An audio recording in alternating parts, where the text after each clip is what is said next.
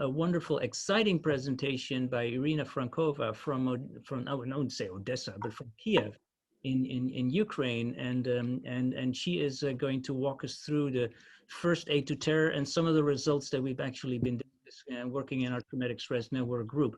I'll unshare the screen now, Iryna, and give you the floor to further introduce yourself, and then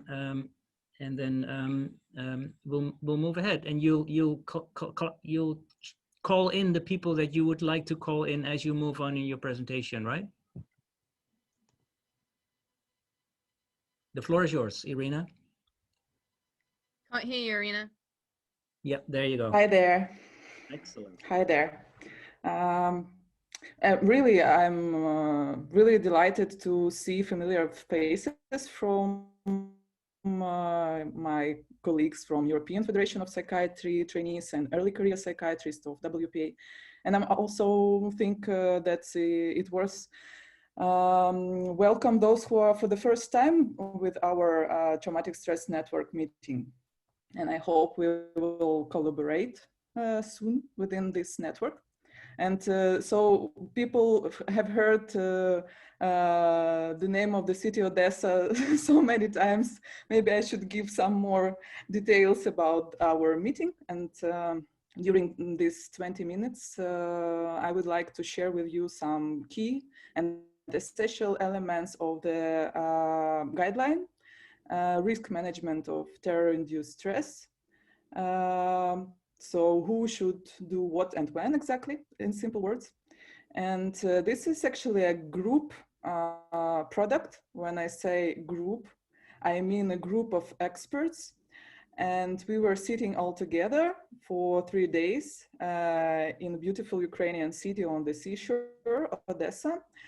And those experts are experts from all over the world, 12 countries. And they are high-level, high-profile scientists from biological psychiatry, neuroscience, neurobiology, and they are experts in psychiatry, in psychology, and psychosocial intervention. They work with different populations like children and adults and first responders or military. And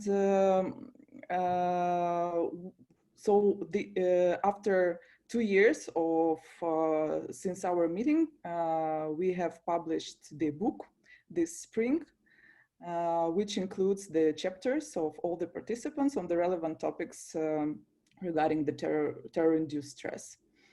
And what I would like to share with you is, as I mentioned, some highlights from this book and our work. And when we were sitting all together, we agreed, everybody agreed, is that there is not enough evidence-based data on what to do right after terror attack. And to our knowledge, this is the first guideline that includes recommendations on what should and actually what should not be done right after exposure to stress before the diagnosis PTSD is settled. Let me briefly remind you what is it, the concept of golden hours. So it is borrowed from the cardiology of the myocardial infarction management, and it is about a couple of hours or days for when we have actually this window of opportunity to intervene. And the question is, which are interventions altering the trajectory of disorder in a favorable way? Because we know for sure that some interventions may change it in a favorable way, and some may harm. So the default position of our guideline is do not harm. And I will give you an example in a couple of minutes about what I mean actually. So I remember myself in 2013 when the Maidan revolution started, sitting in front of the laptop,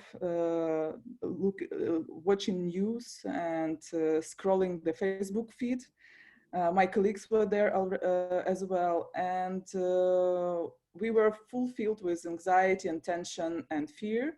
And our hospital actually is located like just 1 kilometer from the main square in Kiev. And what I want to say is that actually people are really bad in doing nothing. And at one point of time, we just decided to go there and took benzos with us. So we took benzodiazepine to release the anxiety of those people who were striking against the government. So since then, my knowledge in acute trauma prevention has significantly improved. And this is like a small spoiler.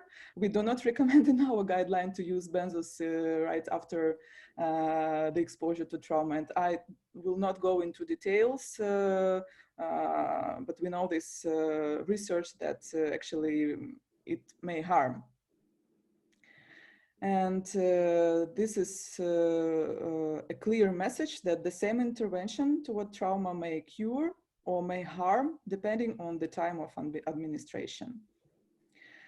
Another key element of this guideline is neuroscience-based approach. And what we really want to target is the memory consolidation. And the time we have for that is actually before the first sleep. So different kind of interventions and different researchers has published data on what can be done to target memory consolidation, both with pharmacological compounds and with psychotherapeutical or psychosocial interventions.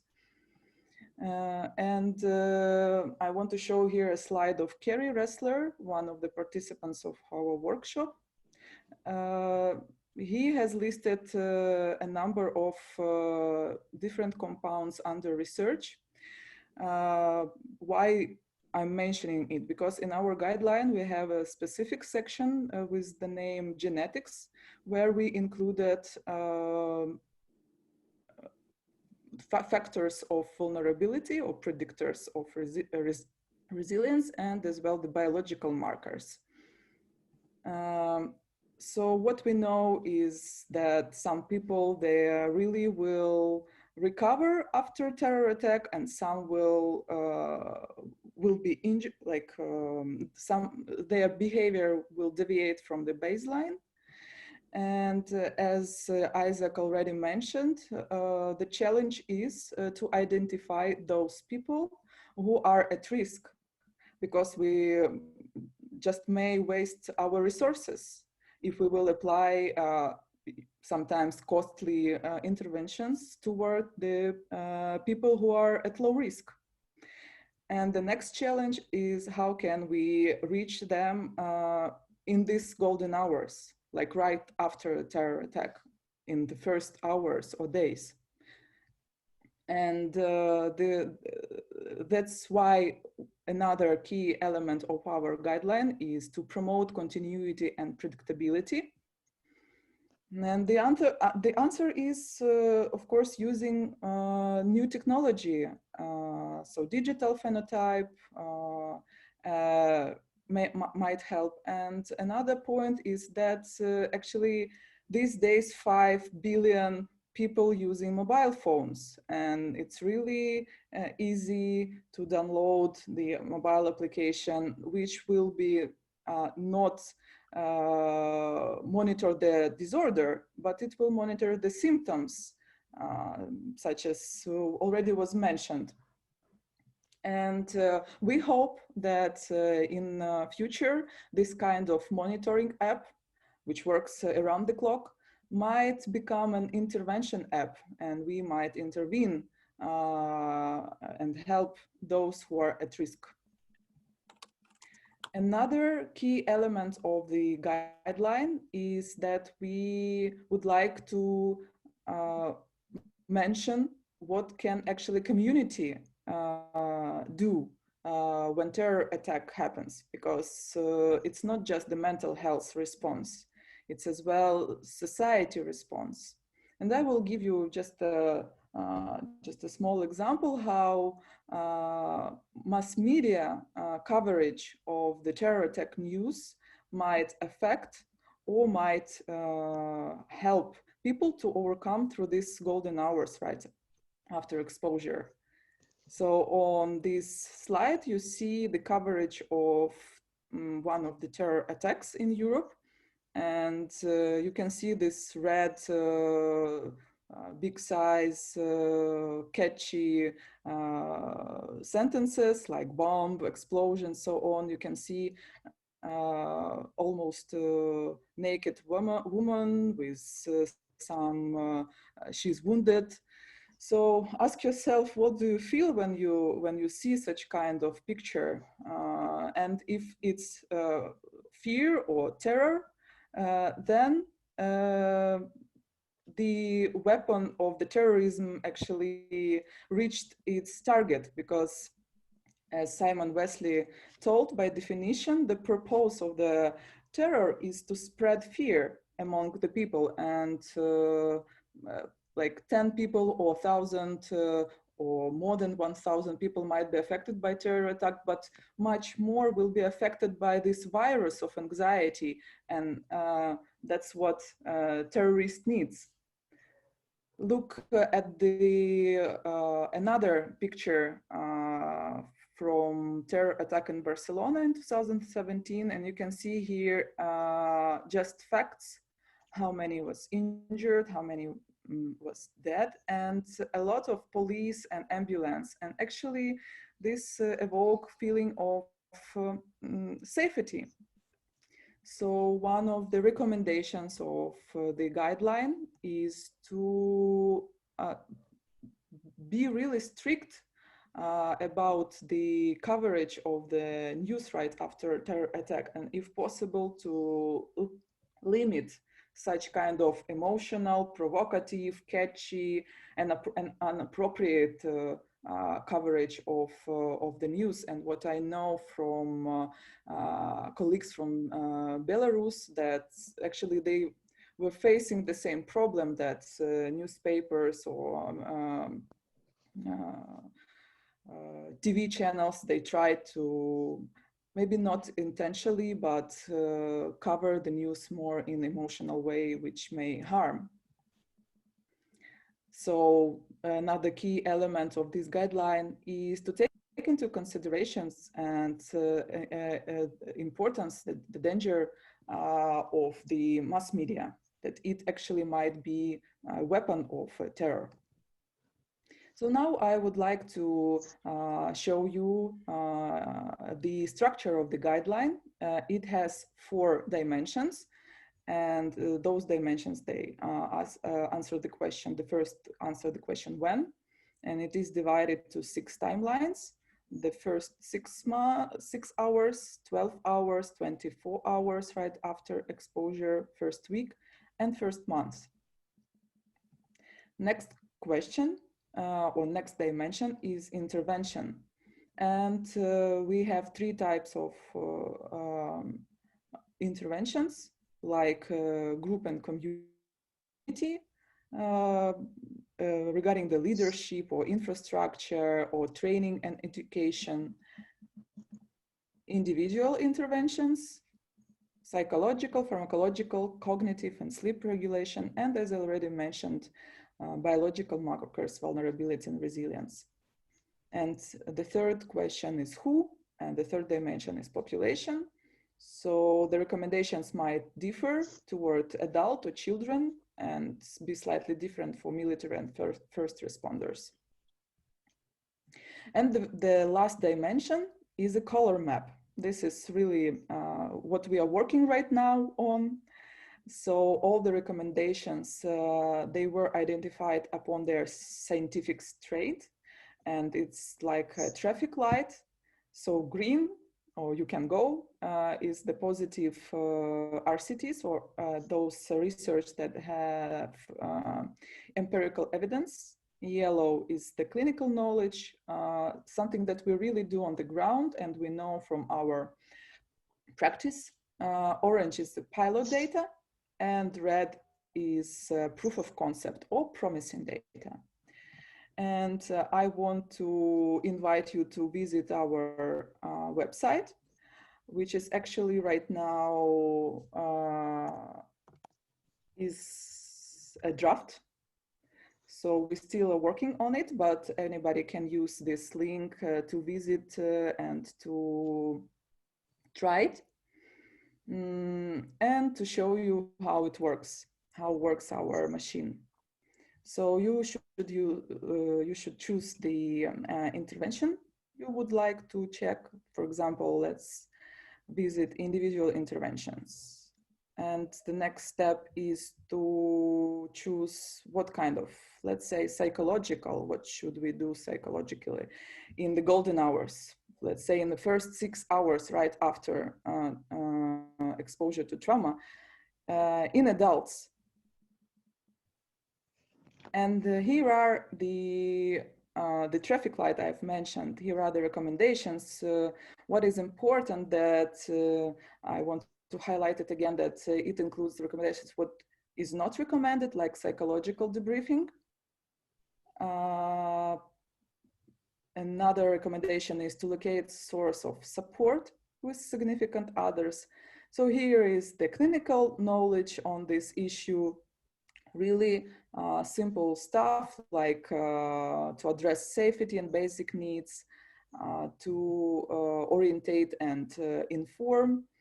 And one of the good examples of neuroscience-based approach interventions is the computerized task Tetris, which Emily briefly mentioned. This is a pilot data, but still we have included it here. And my question to Emily was actually when 2 years ago you recommended in our metrics this intervention, it was tested just within first 6, first 12 and first 24 hours, just the first day. Maybe since then you had a new research on the administration later on, or maybe some update on that. So it would be interesting to actually to know, was there any update from the author of this intervention? Okay, so this is a psychological intervention. What about pharmacological recommendations? You want to hear right now from Emily, or you want to postpone and wait later? It's a question. Yes, yeah, Emily, if you can give us a brief update on that, could you please? I have a really good update. So that we have a little bit more data now, and remember, this is all very small scale, sort of a translational psychotherapy style data, but we've translated it using. Can you share your video? Not only from memory. Oh, the video. Sorry. There you go. There we are. Hi. Yeah, we have some data, and I'm very happy to put some of the papers in the chat. It's small scale data, but we basically changed the timings of the intervention and the components within it, so that we've done it with in case series studies with people who have war trauma, who are refugees, and people who are inpatients with complex trauma that's very old. What we're lacking, what we don't have, is large-scale RCTs, and so that type of evidence is missing. But early-stage data that proof of concept in adapting intervention has happened. So I'll send you those references. Great. Yeah, thanks. Ongoing. Yeah, go ahead, Iryna.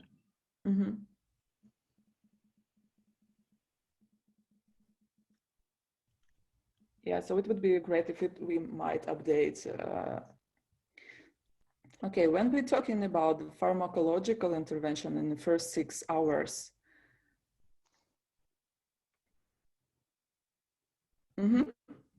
So what we do not recommend is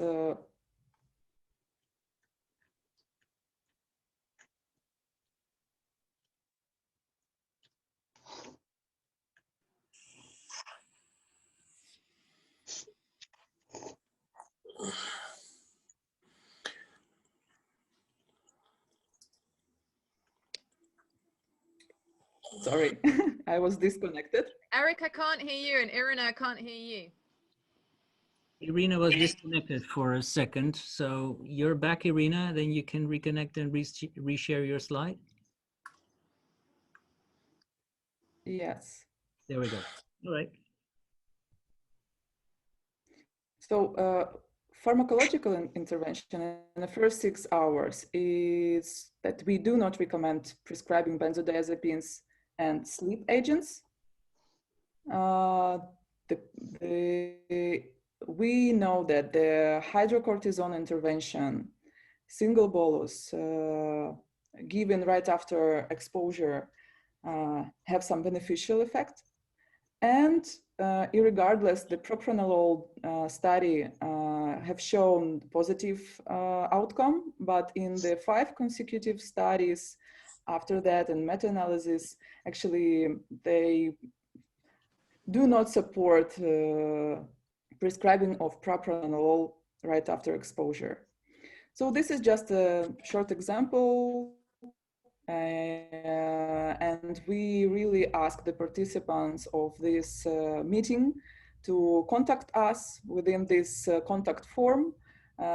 If you want to add something, highlight something, propose anything, so please contact us, because again, it's a draft and we're still working on it. And when it will be finalized, we're eager to translate this application to different languages.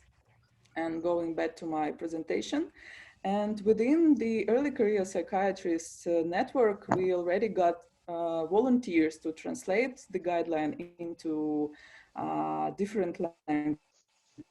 But if you see that some language is missing and you're willing to volunteer, so please contact me. We'll do that. So we really aware. Iryna, if I may add, because for the participants, it's important to realize that at the end, this will be a mobile version. It will not be a desktop version, but a mobile version on the phone. Now it's available in a mobile as a mobile version as well. So you can use your mobile phone, insert this link, and you will see this that you may use it easily with your mobile phone. Right. We are aware about the challenges ahead, and we know that actually the guidelines, they might not be applied in practice, and that's why we created this guideline really easy to use and to apply on the field. And we would like to unify the recommendations. There are another challenges ahead, because we really need to find a support for this guideline. We still need to develop this technology for digital monitoring and validate it, and disseminate it to public in face of terrorist threat. And that's why at this time point, I would like to unmute my colleague from Belarus, Olga Kazakova, who agreed to give us a short update, or maybe feedback, or maybe to ask any questions to our group about the challenging and difficult situation in Belarus. Olga, are you with us? Thank you for doing that. Let's stop sharing the screen then she can open up her video. And we'll stop sharing, and then what's her name again? Olga Kazakova, so here it is. Olga, very welcome. And you just addressed a question over the chat. Very happy to see you and delighted to see. So you were introduced by Iryna, so happy to give you the floor to guide us through the situation and the questions and the concerns that you have. Thank you very much for giving me an opportunity to talk to you and to ask you questions. So I may say that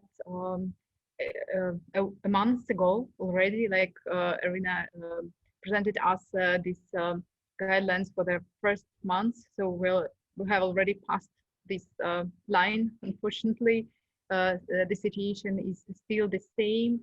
In Belarus, many people are in crisis situation, and actually it's the first like after many years, like I don't know, maybe 75 years ago, when the World War II has finished, so the first time we face such many people traumatized and affected by tortures, being family members, or even like Iryna mentioned, those people who just read newspapers and see these catchy and frightening pictures of killed people or results of tortures, some wounds, and all this is really scary. And I may see that even symptoms of psychiatric patients are deteriorating, like they're worsening their mental state. So I may say that we have a complex situation, and the problem is that what I want we want to address, and maybe we do need advice in that, how it's better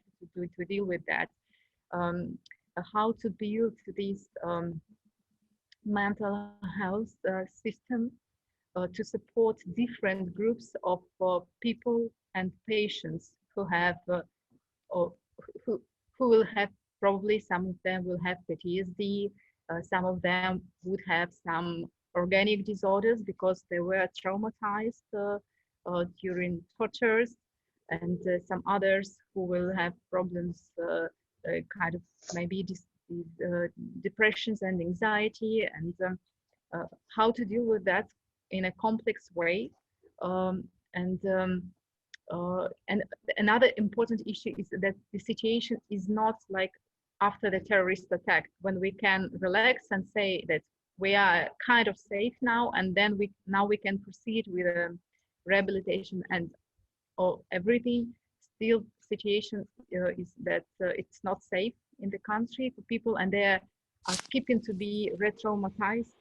So maybe there are some advices how is better to behave in this situation. So those are my questions. I would have more, but there is a limit of time. Thank you.